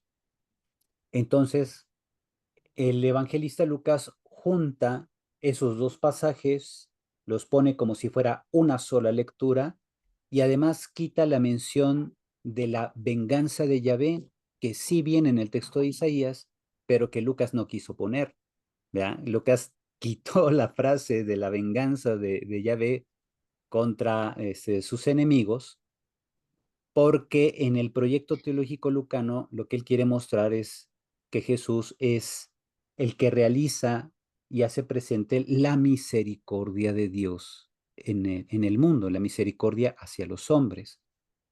Entonces, esa mención de la venganza, del día de la venganza de Yahvé, que sí aparece en Isaías, Lucas lo quita deliberadamente para que no le genere ahí un ruido, ¿no?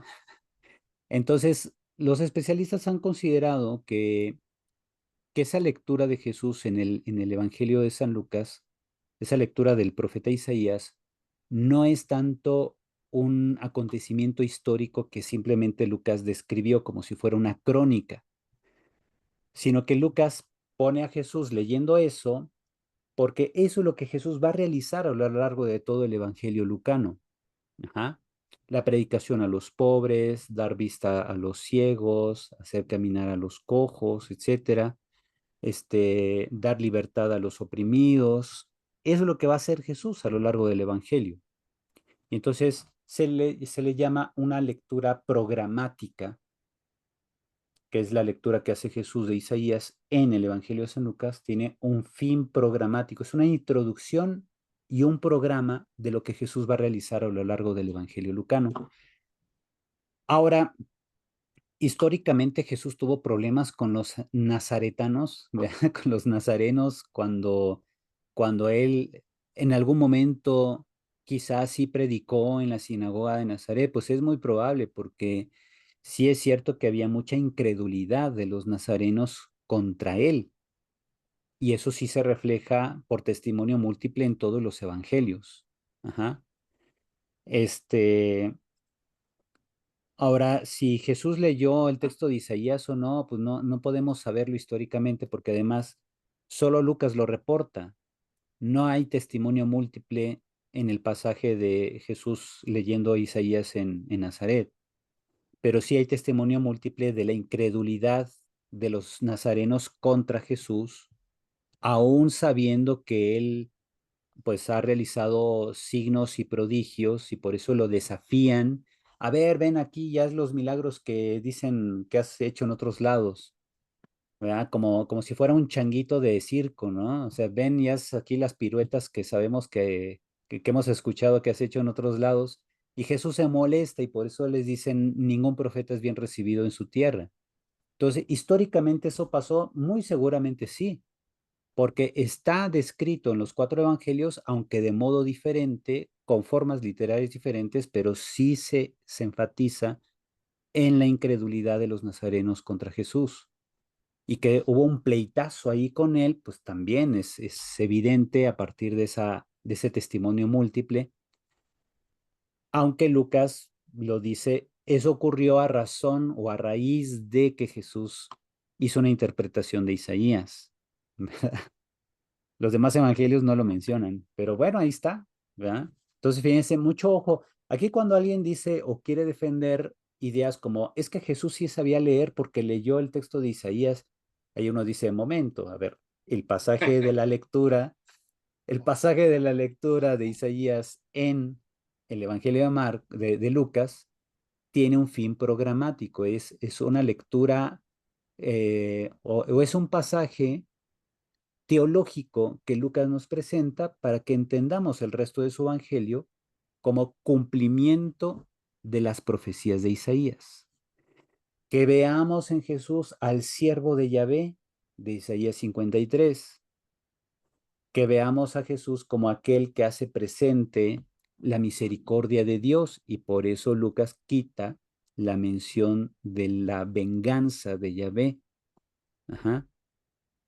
Y así, ¿no? Entonces, por eso hay que tener mucha cautela al momento de querer, digamos, interpretar como crónica histórica cualquier pasaje del Evangelio. Y si se fijan, esa ha sido principalmente la labor de las películas sobre la vida de Jesús, porque nos presentan cada pasaje de los Evangelios como si fuera algo histórico. Y entonces, pues sí nos ayuda, nos educa. Y lo bueno de esas películas es que nos transmiten el mensaje que efectivamente quieren decirnos los evangelistas. Pero nuestro error, así casi en automático, es que inmediatamente historizamos todo lo que vemos, ¿verdad? Queremos verlo como acontecimientos históricos, cuando en realidad son relatos teológicos que comunican un significado sobre Jesús, que nos muestran lo que las comunidades cristianas, después de décadas, comprendieron acerca de Jesús y no son crónica histórica, no son relatos de periodistas. Ajá. Por eso siempre cuando se estudia introducción a la Sagrada Escritura, este es un tema difícil. Es muy fácil de darlo, pero a la gente le es difícil entenderlo, que los relatos en la Biblia de Antiguo y Nuevo Testamento están escritos desde filtros teológicos. Ujú. ¿Tienen elementos de historicidad? Sí. ¿Los evangelios parten de la dimensión histórica de Jesús? Claro, pero están reformulados desde una comprensión ya global gracias a que Jesús resucitó de entre los muertos. Sin la resurrección no se hubiera conservado todos los dichos y hechos de Jesús como los tenemos en los evangelios. Ajá. Hubieran sido muy diferentes. Ujú. Sí, don José, adelante. Mira, yo voy a reventar porque estoy tratando de estudiar también en el otro diplomado el Antiguo Testamento y ahorita que lo mencionaste, pues sí se ve el relato teológico, ¿no? Yo Ujú. como me gusta la historia y ahorita ya me mataste, ¿verdad? Porque dice, queremos historiarizar todo lo que vemos, ¿no? Y sí me doy cuenta, ¿eh? Por eso estoy estudiando ese diplomado y escuchando lo que aquí escucho pues que realmente lo que hay trasfondo aquí es la interpretación teológica, lo que tu fe o el mismo mensaje pueda dar. Pero yo le decía a la hermana el jueves, estudiando el Antiguo Testamento, que dices, bueno, es la interpretación, la presencia de Dios en la historia, porque ella nos enseña, bueno, te pones a leer el Antiguo Testamento y lees cada aberración que se describe ahí de cosas que sucedieron. Y dice, bueno, ¿cómo esto es palabra de Dios, como se nos dice cuando se lee, ¿no? Y sobre Entonces, todo el libro de pues, jueces, ¿verdad? El libro de jueces especialmente es para jueces. poner a prueba la fe. Ajá, Entonces, precisamente, pues eso hace, poner a prueba la fe, ¿verdad? O sea, ver que ya después de todo ese desastre de lo que fue la formación de Israel y todo esto, todos los conflictos que hay, bueno, cuando el pueblo queda ya en el exilio, ¿verdad? Sin templo, sin sacerdotes, sin culto, sin nada, ¿verdad? Pues sola es cuando reflexionas sobre Dios. ujú, Entonces, bueno, los libros del Antiguo Testamento que se llaman históricos, ¿verdad? Pues te metes a estudiar la historia y la arqueología y vas a encontrar que sí hay elementos que les pueden dar razón a estos libros, pero hay elementos que definitivamente no corresponden, ¿verdad? claro, Entonces, no son libros de historia tal cual, ¿verdad? exacto. Es una interpretación teológica, además de diversos autores, estilos de redaccional, todo eso, ¿verdad? Ajá. Que es lo mismo, vamos. No Sí, sé sobre si todo, estoy por bien. ejemplo, hay unos libros de Jean-Louis Ska que están increíbles, ¿verdad? Que es Nuestros padres nos dijeron, análisis de relatos del Antiguo Testamento.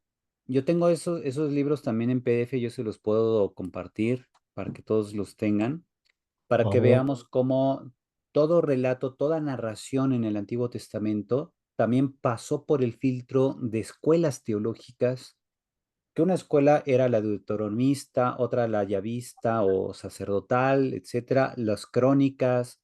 Cada profeta tenía una escuela de profetismo, es decir, no es que fundaran una escuelita como aquí que voy al kinder, ¿no?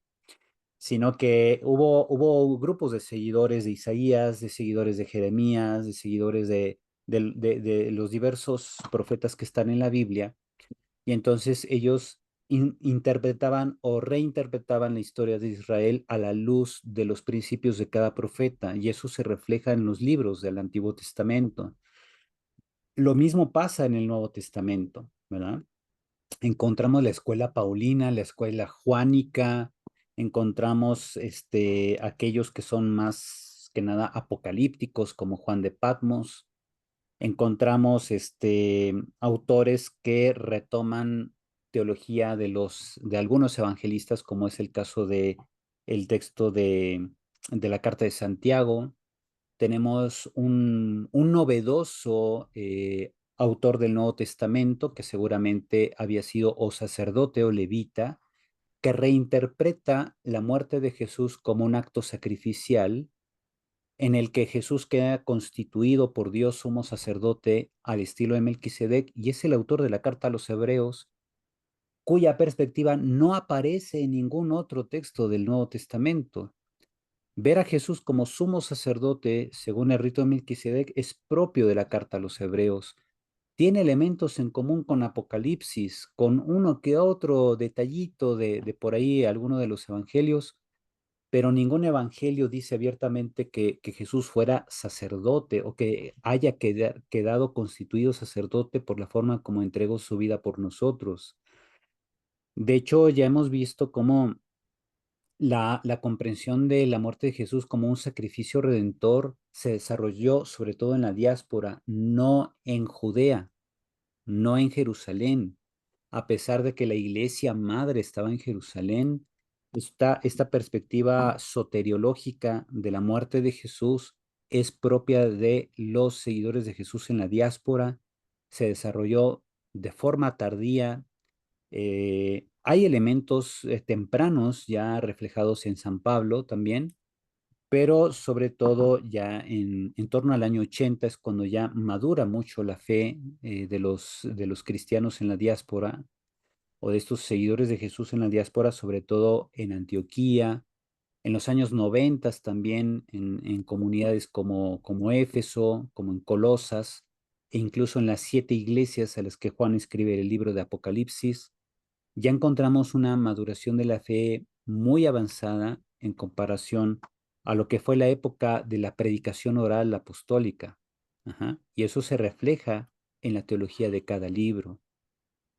Entonces, por eso siempre que leamos los evangelios, tratemos de ver o preguntarnos qué perspectiva o qué escuela teológica está detrás de este relato. Como que esa pregunta es más importante que preguntarnos sobre si Jesús históricamente caminó sobre las aguas, si Jesús históricamente habló con el diablo durante sus tentaciones en el desierto. Ya mucha gente se hace esos planteamientos y le puede dedicar años de su vida a esos planteamientos desde un enfoque histórico, pero que lamentablemente no se pueden resolver desde criterios de historicidad, porque los evangelios no fueron escritos para historiadores, sino para gente de fe o gente que necesitaba conocer el significado de Jesús pues en la comunidad primitiva, ¿no? ¿Quién es Jesús para la comunidad primitiva? La respuesta está en los evangelios. Es una respuesta teológica. Ajá. Padre. Sí, Entonces, nada más San Lucas es el que dice este texto de Isaías. así es. Ah, ok. Ujú. Gracias. Sí, de nada. Bien, y pasamos entonces ahora al segundo texto, que es a la mesa con Abraham en el reino, reportado por Mateo 8, 11 al 12 y Lucas 13, 28 al 29. Vemos aquí, esta es la imagen correspondiente al momento en que Abraham recibe a Dios en el encinar de Mambré. Ujú. Ahí está Dios representado con 3 personas, porque así lo cuenta Génesis 18, un relato muy, muy interesante que ha dado pie a discusiones entre judíos y cristianos y si estos 3 personajes que claramente en el texto son la presencia de Dios, si es una forma en que Dios ya estaba revelando la Trinidad a los judíos, pero que no lo entendieron, pues ahí está. Ese es un tema de eterno debate, ¿verdad? Pero pues sí, el texto es muy antiguo, es del siglo VI antes de Cristo, No tiene nada que ver con cristianismo, no tiene tampoco el texto una alteración o modificación cristiana. El texto viene reportado en todos los textos de Génesis, todas las copias de Génesis, incluso en Qumran. No hay mano cristiana en ese pasaje, pero bueno, los textos que vamos a ver, de hecho, no hacen referencia a la convivencia de Abraham con Dios en el encinar de Mambré, pero lo puse esta imagen precisamente porque habla de una convivencia, de una mesa que se comparte con Abraham, pero aquí va a ser desde un enfoque escatológico. Tenemos los textos aquí de Mateo y Lucas, donde en griego marco en negritas las palabras que van a ser clave, aparte de que se habla de la Basileia ton uranon, el reino de los cielos en Mateo, y el Basileia tu Theou en Lucas, el reino de Dios. Vemos que Lucas sí escribe reino de Dios, mientras que Mateo dice reino de los cielos. Ajá. Entonces, el término basileía, sí aparece en ambos evangelios, es el reino, pero vamos a encontrar un elemento propio de Mateo, que es el uso de poloi, o sea, muchos, apo anatolón, muchos desde las zonas más remotas de la tierra, vendrán y se sentarán con Abraham en la mesa, en el banquete. Por otro lado, Lucas no utiliza el muchos, sino una expresión jotan obseste, cuando vean a Abraham, Isaac y Jacob y a los profetas en el reino de Dios sentados con los que, bueno, con los que vendrán desde los confines de la tierra a sentarse con ellos en el banquete del reino. Entonces, esta mención, cuando vean, es propio de Lucas, y el muchos es propio de Mateo. Aquí están las traducciones. Os digo que vendrán muchos de oriente a occidente a sentarse a la mesa. Muchos es propio de Mateo. Sentarse a la mesa con Abraham, Isaac y Jacob en el reino de los cielos. Pero los hijos del reino serán arrojados fuera a las tinieblas. Esto dijo hijos del reino. También es una expresión propia de Mateo. Va a aparecer en otros pasajes de Mateo. Y en este caso puede referir muy bien a los judíos que han sido evangelizados con la predicación de Jesús, pero que lo rechazan. Esos son los que serán arrojados fuera a las tinieblas. Allí será el llanto y rechinar de dientes. Por su parte, Lucas comienza precisamente con el último punto de Mateo. Allí será el llanto y rechinar de dientes cuando vean a Abraham, Isaac y Jacob y todos los profetas en el reino de Dios, mientras vosotros sois arrojados fuera. Ahí es a los interlocutores de Jesús, les está diciendo, o sea, aquellos judíos que escuchan su palabra, pero se cierran a creer en él, o sea, no quieren creer en Jesús. Pues vendrán muchos de oriente y occidente, del norte y del sur, a sentarse en la mesa del reino. Vemos que este último elemento de Lucas es el primero en Mateo, el último elemento en Mateo es el primero en Lucas, pero ambos tienen al centro la mención de Abraham, Isaac, Jacob. Aquí Lucas agrega a los profetas, cosa que Mateo no. Y esa es la referencia, ¿verdad? El estar sentados en el reino. Aquí dice, estarán a la mesa en el reino. Y acá en la mención de la mesa viene al final en Lucas. Bien, para quienes creen que la fuente coexistió, este pasaje debió proceder de él, es lo que comenta Meyer, que muy probablemente este pasaje debió encontrarse en Q y por eso Mateo y Lucas lo toman y no Marcos. La diversidad en el orden de las expresiones, como las variantes en las palabras que hay en Mateo y Lucas, hacen posible que alguno de los dos o ambos lo extrajesen de una tradición independiente. También puede ser que si, como sabemos, Mateo se escribió primero, quizá Lucas lo leyó, pero decidió modificar el orden de las palabras. No obstante, la mayor parte de los comentaristas creen que las diferencias se deben a la actividad redaccional de Mateo y Lucas y en consecuencia asignan el logion a Q.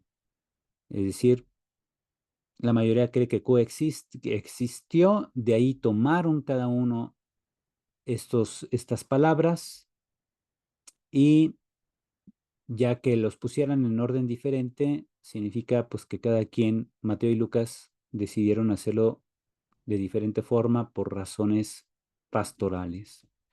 Mateo tomó el dicho y lo insertó en un relato de milagro, que es la curación del criado del centurión. La idea de fondo del pasaje completo es decir que el centurión, siendo pagano, representa a quienes en la mesa del reino se sentarán con Abraham.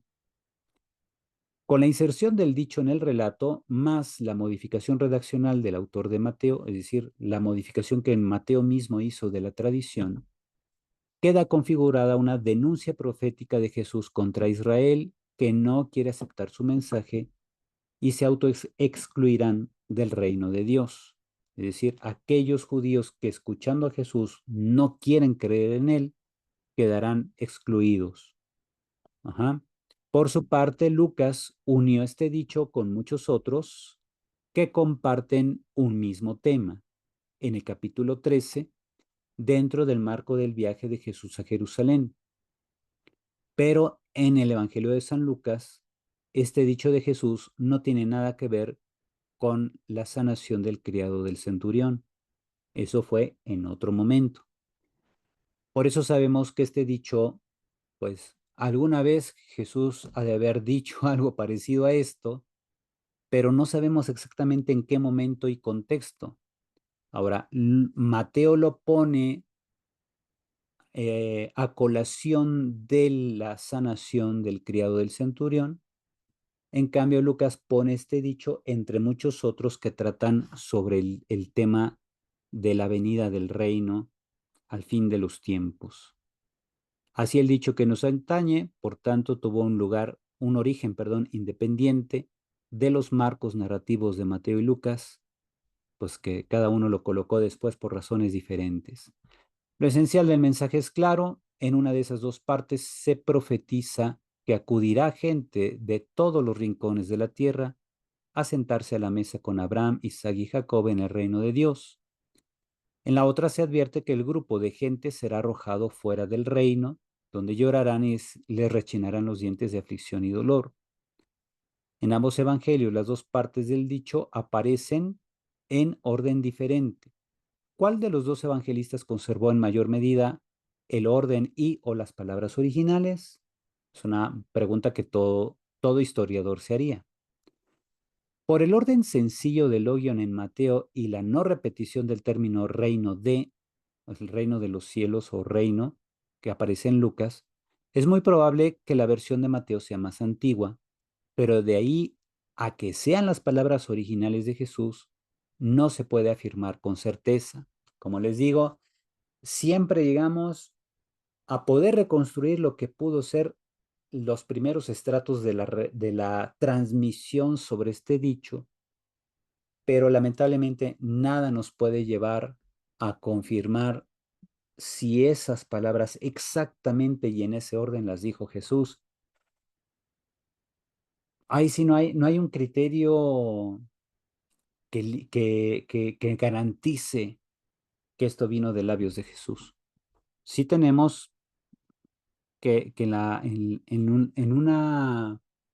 un estrato básico, original de la transmisión, sí estaban estos elementos y por eso apareció en Q. Y de ahí de Q tomaron Mateo y Lucas. Recordemos que se cree que Q se redactó en Galilea, que pudo haber tomado elementos de la tradición de entre los años 40 al 68, más o menos. Más o menos durante 28 años se pudo haber redactado la fuente Q, si es que existió nuevamente. ¿Ok? Entonces, en caso de que haya existido, pues ya contenía estos elementos que Mateo y Lucas reformularon. Mateo comienza con un lego de Jimín, pues les digo que sabemos era típico de Jesús. así como en verdad les digo, amén lego himín, que ya vimos en el pasaje anterior. Ahora, no obstante, Mateo multiplica esta frase de introducción para mostrarnos en todo su evangelio a un Jesús que es maestro de las naciones. Así que en este caso no podemos tomar la expresión lego de himín como expresión original, ¿verdad? Tenemos acá, recuerden que tenemos aquí el texto, que Mateo comienza con lego de himín. Pues les digo que muchos de los confines de la tierra, etcétera, vendrán. ¿Ok? Entonces, a eso me refiero con que este pasaje del lego de himín que está aquí, ¿verdad? Muy seguramente no es original de labios de Jesús, porque Mateo continuamente lo pone al inicio de cualquier enseñanza de Jesús. El término reino de los cielos y la expresión a las tinieblas son propios del redactor final de Mateo. ¿Por qué? Porque recordemos, Mateo no dice reino de Dios, siempre modifica la expresión por reino de los cielos. Y luego la mención a las tinieblas, donde será el llanto y rechinar, al menos la expresión a las tinieblas, parece ser agregado de Mateo. ¿A qué lo agregó? Pues a la tradición original. Bien, ahora hay un especialista que se llama John Kloppenborg, que está allá en Canadá, que dice, cuando la palabra muchos, poloi, aparece en dichos de Jesús en Mateo, suele representar una tradición recibida por este evangelista más que una redacción suya. Es decir, aquí por eso al principio les ponía en poloi en negritas, que este poloi bien podría ser propio de Jesús, cuando dijo, vendrán muchos de entre de los confines de la tierra, que ponen de oriente y occidente. Dicho, Anatolón Caidismón precisamente es oriente y occidente, ¿verdad?